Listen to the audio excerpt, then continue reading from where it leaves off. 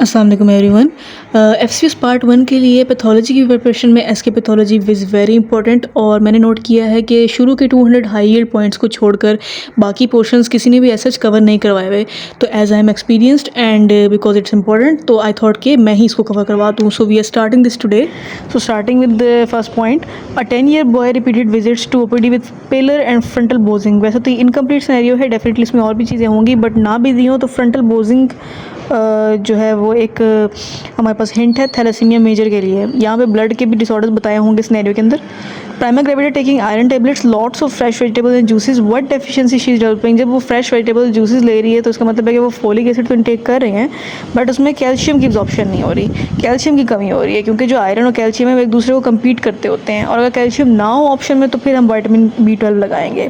Patient iron और calcium दोनों की टेबलेट्स ले रहा हो तो उसको ये एडवाइस की जाती है कि कैल्शियम मॉर्निंग में ले और आयरन को नाइट में ले। सिमिलरली अगर थायराइड की थायरोक्सिन की मेडिकेशन भी ले रहे हो कोई कैल्शियम सप्लीमेंट्स के साथ, तो उसमें भी ये डिफरेंस रखा जाता है। Erythropoiesis occurs in middle trimester mainly from liver. 10 to 28 weeks spleen होता है। यंग लिवर सिंथेसाइज ब्लड के लिहाज से हम याद कर सकते हैं इसको। स्प्लीन में होता है 10 to 28 वीक्स तक, जबकि 18 वीक्स से लेकर एडल्टहुड तक होता है बोन मैरो के अंदर, और 6 वीक्स से लेकर बर्थ तक लिवर में होता है। G6PD डेफिशिएंसी में बाइट सेल्स होते हैं, इसके अलावा हाइंस बॉडीज़ भी होती हैं। 22-year old female with 13th week of pregnancy after having crush fractures in RTA dies after 3 days। जब इस तरह के क्रश फैक्टर की हिस्ट्री है और फीमेल है, बेशक प्रेगनेंसी है या नहीं है, 3 days के अंदर डेथ हो गई है तो फैट एम्बोलिज्म होगा। अगर फॉरन ही डेथ हो गई है या हॉस्पिटल ले जाते हुए डेथ हो गई है तो एमनियोटिक फ्लूइड मेटाबॉलिज्म, क्योंकि टाइमिंग मैटर करती है इन सिनेरियोज में। 64-year old man with posterior cervical lymphadenopathy which is firm and immobile, HB इतनी दी है, WBC इतने हैं, प्लेटलेट इतने, नो हेपेटोस्फिनोमेगाली सीन और न्यूमरस मोनोमॉर्फिक लिम्फोसाइट्स है। अच्छा देखिए, इसमें सबसे पहली बात यह है कि पोस्टीरियर सर्वाइकल लिम्फेडिनोपैथी आपके लिए पहला हिंट होना चाहिए, क्योंकि जो नेक होती है, सर्वाइकल रीजन पोस्टीरियर होता है, वहाँ पे हॉजकिन लिम्फोमा बहुत कॉमन है। Second thing firm and mobile, और फिर उसके बाद उसने ये बता दिया कि मोनोमॉर्फिक लिम्फोसाइट्स भी थे। तो जो लिम्फोसाइट प्रीडोमिनेंट फॉर्म होती है हॉजकिन लिम्फोमा की, उसमें हॉजकिन लिम्फोसाइट प्रीडोमिनेंट साइट्स ये बन जाता है। Anaemia with blast cell and peripheral. अच्छा, ब्लास्ट सेल उसने बता दिया, अनीमिया बता दिया तो एरिथ्रोब्लास्टोसिस विटालिस ही होता है। Complication associated with trochanteric fracture. Trochanteric fracture में क्या होता है? Pulmonary embolism. कैसे? ट्रोकेंटर और फीमर की बात हो रही है ना, और फीमर जो है वो जब भी फ्रैक्चर होगी तो वहाँ से पुल्मोनरी एम्बोलिज्म ही होगा, क्योंकि वहाँ पे एम्बुलस बन जाता होता है। कोमैडिन यानी कि वारफेरिन का क्वेश्चन था, तो इंक्रीज सीटी होगा, कोएगुलेशन टाइम इंक्रीज करवाता है ना वारफेरिन। उसके अलावा वारफेरिन के 2 और पॉइंट्स हम कवर कर लेंगे कि उसको अगर मेजर करना होता है तो वो INR से करते हैं, अगर INR ना हो ऑप्शन में तो प्रोथ्रोम्बिन टाइम से करते हैं, यानी PT से। और वैसे वारफेरिन जो है वो कोएगुलेशन टाइम को इंक्रीज करवाता है। Erythropoietin always raise in secondary polycythaemia. जो पोलिसाथीमिया वेरा होता है उसमें एरिथ्रोपोइटिन रेज नहीं होता। फीमेल प्रेजेंट्स विद DVT से she has been taking some kind of pills. तो DVT में मोस्ट कॉमनली OCPs होती है, और contraceptive pills. Following is an autosomal dominant disease, hereditary spherocytosis, and following would cause massive infarction and destruction leading to death. Thromboembolism. Thromboembolism mostly infarction और death के हद तक होता है। Girl with gum bleeding, giant platelets, यह का पहला hint हो गया, और 85K के तक है। तो ये कौन सा होगा? बर्नर्ड ज़ोलिया। क्यों? क्योंकि एक तो जायंट प्लेटलेट्स उसने साफ साफ बता दिया, दूसरे प्लेटलेट काउंट जो था वो 85K तक रखा है। अगर ये रेंज होती है, ITP के लिए अलग होती है और एड्स के लिए अलग होती है बर्नर्ड ज़ोलिया की, और ITP में वो वैक्सीनाइजेशन की भी हिस्ट्री देता है। Hemophilia gene is located on X chromosome because of course it's an X-linked disease.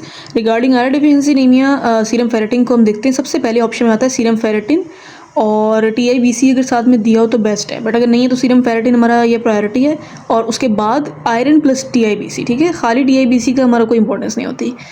अच्छा जी, फैक्टर 9 अगर अवेलेबल नहीं है तो हम क्या देंगे? FFP देंगे। इसको ऐसे याद कर सकते हैं कि 9 को उल्टा करें तो P बनता है, तो FFP। और क्रायो प्रेसिपिटेट होता है तो हम फैक्टर 8 देते हैं। वो कैसे याद रखना है? क्रायो प्रेसिपिटेट, उसके एंड में 8 R है ना, तो फिर उसमें आप फैक्टर 8 देते हो। Iron deficiency anaemia pregnancy increase TIBC। Lady with leg swelling from last 5 months with no history of fever and cough but chest x-rays और प्लूरल एफिशिएंट, LFT डीरेंज है, राइट हार्ट एनलार्जमेंट है। अच्छा जी, इसमें हमारे पास लेग स्वेलिंग की history थी, ये सबसे इंपॉर्टेंट बात है। तो thromboembolism. Weakness and dysphagia profile में टारगेट सेल्स होते हैं। वीकनेस डिस्फेजिया में मोस्टली आयरन डेफिशिएंसी एनीमिया होता है। पहले प्लबा-विंसर सिंड्रोम का ट्रायड है, ये भी सही बात की। मेगालोब्लास्टिक एनीमिया को कैसे इन्वेस्टिगेट करते हैं? इंट्रिंसिक फैक्टर एंटीबॉडीज से। Most common site of malignancy in patient suffering from nuclear outbreak. Nuclear outbreak में मोस्ट कॉमन होता है ये मेटापोइटिक सिस्टम भी तो इफेक्ट होता है।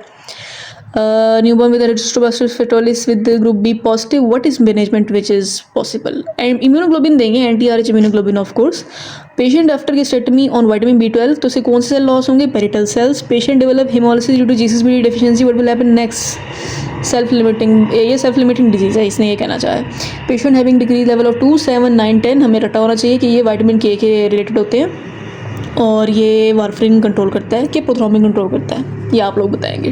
Patient having hypoplastic bone marrow anaemia increase platelets is possibly suffering from leukaemia. इसमें ए प्लास्टिक एनीमिया नहीं लगाना बिकॉज यहाँ पे हिंट है कि इंक्रीज प्लेटलेट्स हैं. और patient having increase level of IgE most possibly ये पैरासिटिक इन्फेक्शन ही होता है या एलर्जी होती है जिसमें रेज होती हैं. Patient with jaundice anaemia, high reticulocyte count हमेशा जब भी आएगा जॉन्डिस के साथ आपने हेमोलिटिक एनीमिया सोचना है सबसे पहले. और जी percentage of plasma out of CSF 30%. ठीक है जी, ये याद कर लेना है. वैसे ही फर्स्ट एड में दिया हुआ है, आपकी सारी बुक्स में भी दिया ही हुआ है अगर आपने मतलब कंसेप्ट बनाना हो. बाकी ये कि जो प्लाज्मा होता है वो 1/12 होता है टोटल बॉडी वाटर का. Plasma protein bind with all except oxygen. Pregnant lady anaemic, best investigation CBC होगी. वैसे एनीमिक है तो CBC की होनी चाहिए, बट चले फॉरमोस्ट CBC होनी चाहिए. Regarding fetal erythropoiesis 3 to 6 week, कि बिल्कुल पहले वाला ना young liver synthesize blood 3 to 6 week yolk sac. हम रिवाइजिंग कि 3 to 6 वीक तक आपके पास योग सैक में होगा. उसके बाद 6 वीक टू बर्थ जो होता है वो लिवर में होता है. और इस बीच में 10 to 28 वीक्स तक कहाँ होता है? स्प्लीन में. बोन मैरो में कहाँ होता है? जब तक बंदा एडल्ट हो जाता है. तो मतलब बर्थ के बाद बोन मैरो में उतरता है. B birth B bone marrow से याद रख लें. Thalassaemia carry percentage in Pakistan is 5%. Opinion children due to acute viral infection because of antibodies against the platelets. Transfusion reaction will occur if you transfuse positive A blood group with AB negative. वो positive negative वाली बात तो वैसे ही आ जाएगी. इधर अगर AB negative option में है तो ऑफकोर्स आप वही लगाएंगे. बाकी type of fact body defect in the hereditary sclerosis is structural defect. Spectrin protein का डिफेक्ट होता है. विटामिन के deficiency first and foremost protein C. अगर प्रोटीन C नहीं होगा तो फिर प्रेफर करेंगे फैक्टर 7 को. वैसे इसका जो होता है ना सीक्वेंस वो ये होता है कि पहले फैक्टर 7, अगर वो नहीं है ऑप्शन में तो प्रोटीन C, एंड अगर वो भी नहीं है ऑप्शन में तो प्रोटीन S. विटामिन के not absorb coagulation factor PT होता है ऑफकोर्स. वो आपका जो ऊपर मैंने आपसे क्वेश्चन पूछा था उसका आंसर ही मिल गया यहाँ पे. 2, 7, 9, 10 जो विटामिन के वाले होते हैं वो PT से किए जाते हैं. अच्छा, warfarin toxicity treated by acute case of by FFP and chronic case में उसको विटामिन के देते होते हैं. Washed RBC are use for the prevention of hyper sensitive reaction. और यंग पेशेंट हैविंग एज भी इतना, टोटल ल्यूकोसाइट इतना, patient के प्लेटलेट इतने, ये एप्लास्टिक एनीमिया होगा. और incubation period of which disease longest? Infectious mononucleosis. वो डिपेंड करता है वैसे कौन सी डिजीज दी हुई थी. एरिथ्रोब्लास्टोसिस फेटालिस है और उसका B पॉजिटिव ब्लड ग्रुप है तो उसकी क्या मैनेजमेंट होगी? वही बात है, RH एंटी-RH immunoglobulin. Blood group A positive को अगर आप ट्रांसफ्यूजन रिएक्शन देंगे ड्यू टू B पॉजिटिव हो सकता है क्योंकि उसके अंदर एंटी-A होंगे. और which is normal haemoglobin HbA. After haemorrhage plasma protein return to normal after 2 to 3 weeks. Sorry, protein के एंड में 3 आता है. 3 तो 2 से 3 आपके पास हफ्ते आ जाएंगे. प्रेग्नेंट लेडी एनीमिक बेस्ट वो पहले हम देख चुके हैं, CBC होती है इन्वेस्टिगेशन. प्लाज्मा प्रोटीन का हम देख चुके हैं कब तक आता है? 2 to 3 वीक्स और 10 to 12 डेज. एक ही बात बनती है एक तरह से. अच्छा जी, और ये वैसे जो क्लोजेस्ट ऑप्शन हो ना आप वो लगाते होते हैं, क्योंकि अगर आप 3 वीक्स की बात करो तो वो तो फिर आपके पास 21 डेज बनते हैं. तो ये डिपेंड करता है ऑप्शन आपके पास है क्या जो क्लोजेस्ट है इस आंसर के. Patient with gastrectomy present with anaemia after 1 year and a half. What will you, उसको क्या देंगे आप? विटामिन B12 देंगे, क्योंकि देखिए ना B12 के जो स्टोर होते हैं वो आयरन के बहुत बाद में रिपीट होते हैं. तो जब 1 year की हिस्ट्री है तो उसको विटामिन B12 देंगे. Important buffer in blood is bicarbonate. और if factor 9 is not available, 9 और P मैंने उसको बताया. FFP cryoprecipitate जो होता है उसमें factor 9 होता है. precipitate 8, वो भी अगला हो गया MCU cover. 55 years parent woman with first trimester develop atrial fibrillation. What will you give? atrial fibrillation के लिए हेपरिन देते होते हैं. IV हेपरिन, ऑफकोर्स IV देती हैं और तो होती भी नहीं है. एट्रियल फिब्रिलेशन हेपरिन याद रखना है आपने. अच्छा, patient came with sore throat fever lymphadenopathy. Monospot test का भी हवाला दे दिया गया. Atypical leukocytosis classic infectious mononucleosis का सिनेरियो है. तो टाइप सेल कौन सा होता है हमारे पास यहाँ पर affected? B cell. INR is for oral anticoagulation therapy, that is warfarin. INR नहीं होगा तो PT. A man goes to high altitude, oxygen delivery to tissue maintained by HB concentration is increased. High altitude पे जाके वैसे भी HB भी increase होती है, RBCs का मास भी इंक्रीज हो जाता है. Not included in the blood coagulation profile is antithrombogen 3. Antithrombin 3 is basically blood coagulation profile में वो नहीं होता. Diagnostic feature DIC is D dimers FDP. उसके अलावा बर सेल्स D डाइमर्स आएगा यहाँ पर. Iron binds to transferrin. Heparin is contraindicated patient with thrombocytopenia because of course वो प्लेटलेट्स को और कम करवा देगा इस तरह. वरना extent to which a tissue can get occluded if blood supply depends upon the rate of development of thrombosis.